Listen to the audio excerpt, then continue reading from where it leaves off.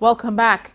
In the last quarter of last year, Palestine made another push for statehood at the UN Security Council, proposing to claim some of its territories back from neighboring Israel. The vote at the council was lost and it did not make the majority, 9 votes. Palestine, in another move thought to be against Israel, signed the Rome Statute, bringing it one step closer to joining the International Criminal Court. Now, Israel has made a move meant to checkmate Palestine's activities by withholding tax revenues it collects on behalf of the Palestinian Authority. Palestine says because of that action, its relations with Israel have reached the point of no return.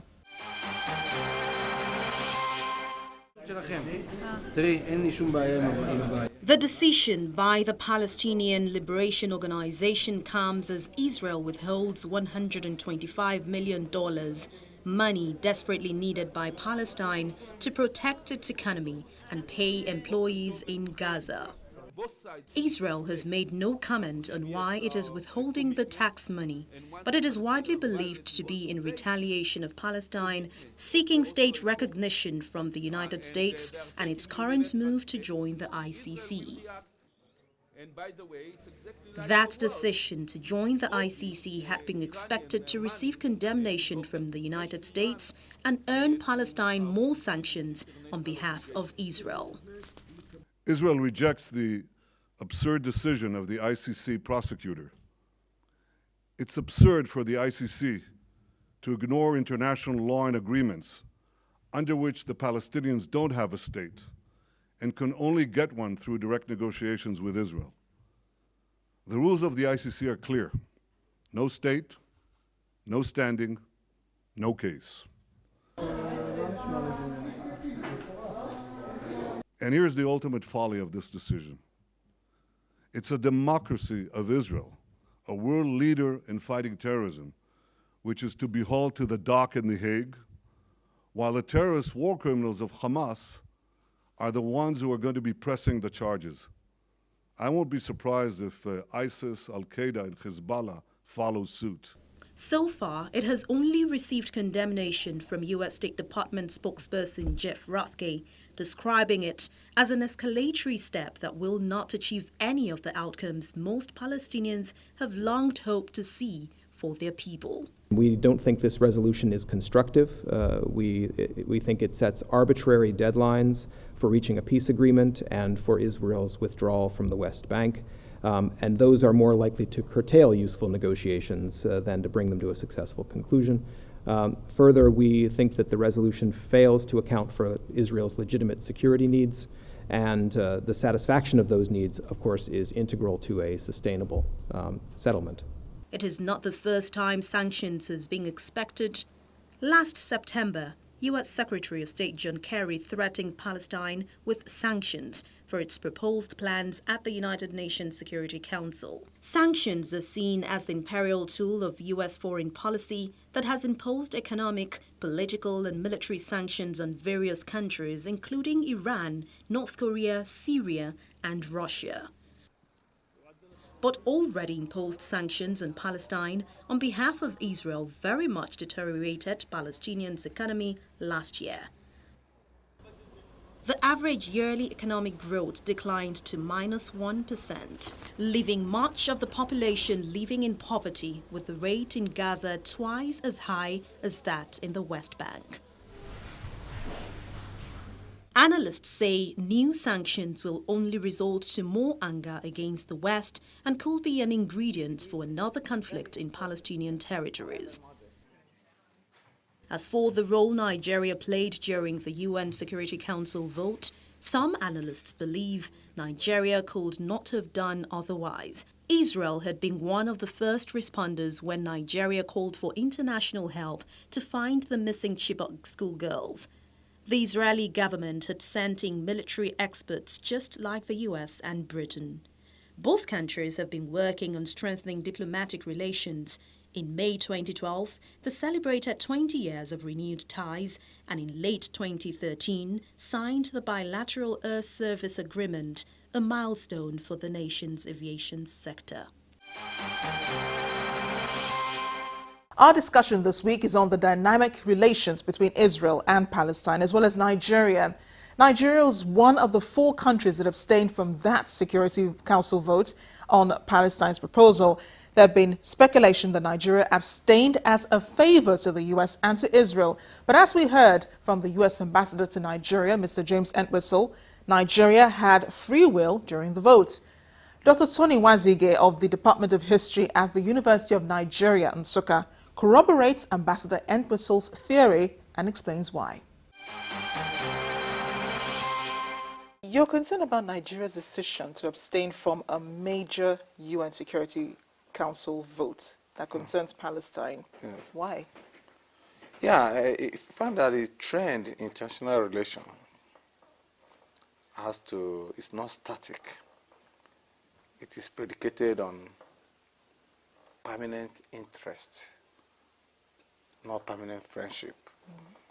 The situation now, the global situation generally, and the particularity situation of Nigeria demanded that Nigeria should be neutral in matters that concern the Middle East conflict at this time. So it was the right thing Nigeria did. And if you look historically, Nigeria has been swayed by some extraneous factors that have less bearing to the particularistic interest of Nigeria as a multi-religious society. Let's take for example, let me just give you a bit of Nigeria's foreign policy.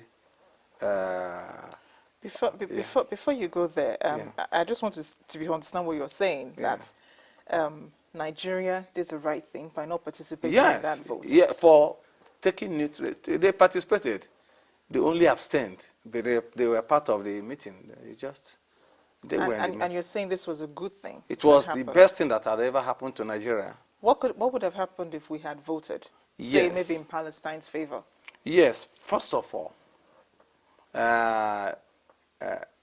to be truthful and without being economical with the truth, even if Nigeria had voted, an American vote, a US vote, should have vetoed it. That is one. Secondly, Nigeria is operating a balanced position with respect to Middle East crisis. We have the Israelis on our side, we have the Arabs on our side. So voting against Israel means that we've taken side, which is what we used to adopt earlier at the heat of the Middle East crisis. That's non-alignment. Yeah, not really non-alignment per se, and that was what I was trying to explain to you. That if you look at Nigeria's relationship or Nigeria's role in the Middle East conflict, find that as we look at different dimensions. You have the pre-independence, you have the post-independence, you have the post-Six-Day War, and then post-Yom Kippur War, and post-Declaration of Principles and Camp David Accord, when Nigeria established diplomatic relations with Israel again, after cutting them off in 1973. We found that at that time, let's say before the Six-Day War, Nigeria was one of the conservative nations, anti-communists, aligned to America, and there was strong Israeli influence in Nigeria, particularly in western region, under Awolowo, and eastern region, from Zik to Okpara. And they were engaged in serious scientific and technological and economic investment in Nigeria then. So Nigeria had interest at that time.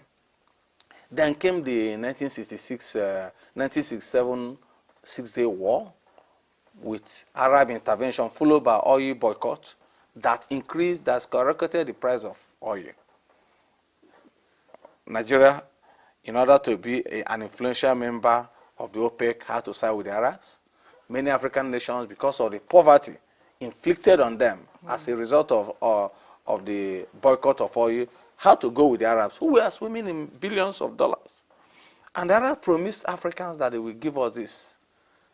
They've joined them for one reason, that Egyptian lion was occupied by Israel. And Egypt, being a member of OAU, should be treated as part of Africa. An attack on Egypt should be an attack. And there were many problems that they saw, yeah. It's a good thing you're giving us, a good background to this. But shortly after that vote, that Security Council vote, which did not go through anyway, Palestine decided to sign the Rome Statute, which is a pre-step to becoming a member of the ICC. Now, many have said this is, a plan to get back at Israel, somehow drag Israel to the courts for war crimes. What do you think? Well, I think the point is that it's just diplomatic rhetorics.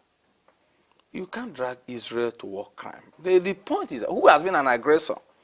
If you look at the history of the history and development of the Jewish state, from the 1948 Independence War through the Suez Canal, Suez crisis of 1956, to Six-Day War of 1967, to Yom Kippur War of 1973, then to Intifada and constant attack by Hamas and other people, you find that Israel has always been on the defense.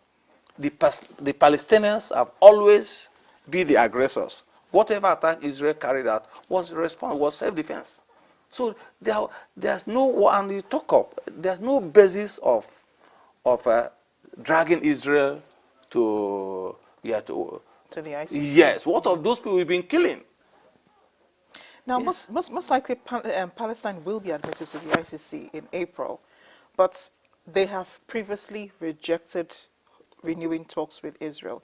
Do you think they will ever get to sit at the table to decide on, an end to this tension between both of them? In fact, when you listen to nearly all the members of Security Council, including Nigeria's representative, Professor Choyugu, they are not. You found that they are not against the establishment of the Palestinian state. All they are saying is that the two warring groups should sit together and decide and negotiate, not by imposition from United Nations. That is the crux of the matter. Egypt, when Egypt decided to negotiate with Israel and signed the Camp David Accord, they did not inform OAU that went against Israel on their behalf. They did not inform Nigeria. They went there unilateral, and it actually achieved fruits. When the PLO, Yasser Arafat, decided to make peace with Israel and signed the Declaration of Principle in 1993, he did not inform, not all Arab League members supported. He did not inform OAU that supported them all the while. He did not inform Nigeria. So the idea of imposition from our side cannot work. And I believe that just as Egypt and the Palestine went back and signed peace deals with Israel, they will definitely come to do it. For example, we found that within the Arab nations, there are Arab nations who are cooperating with Israel. Yes. As I've said earlier, Jordan has full diplomatic relation with Israel. Egypt has full diplomatic. In fact, Egypt cooperated with Israel during the last Hamas-Israeli war, cooperated by blockading them. The 50-day war. Yes. Qatar had diplomatic relations, except just this 2014, after the Gaza conflict, that Qatar, broke away from. So they are working with Israel. Even here in Nigeria, some northern states like Niger, Kano, they are working with Israel. Israel is helping them to develop the agricultural resources. So what are they talking about? And it's interesting that you should say this, because that leads to my last question, which is that Israel is actually the one that suggested a two-state solution to what's going on in the Middle East. But Palestine has always rejected this. Why do you think so? That is what we're saying. Israel, there's that UN Security Council Resolution 242 of November 22nd, 1967, that declared that two-state solution and the right of Israel to exist. Yes. But over time, the Arabs have said They've tried, like the Hamas said, Israel must not exist. They must be betrayed. Iran said, Israel must be destroyed. Do they own that land? Who even has more historic rights to be there? It is the Jews that have more historic rights to be there. Others, let's say the Palestinians, they've been, the identity, the actual identity have been obliterated by, obliterated by Arabism. They no longer have their own personal identities. But the Jews have been able to maintain their identities for over 3,000 years ago. And they have historic link to that land. So how can somebody come and say that land, that they're occupying a land that their forefathers have bequeathed to them over 3,000 years, and they've been able to maintain their identity up to this moment? It's impossible. I want to clear them. It's foolish for anybody in this world to think that the whole world will watch why one group says they will clear another group off the face of this earth. It's not possible. Dr. Mazige, thank you so much for your very passionate Yes. explanation to all of these questions. So thank you so much for joining us on the Diplomatic Channel. Yes. And that's the program this week. Thank you for watching. And if you have questions and comments, please send them using any of the addresses showing on your screen. I am Amarachi Ubani. I'll see you next time.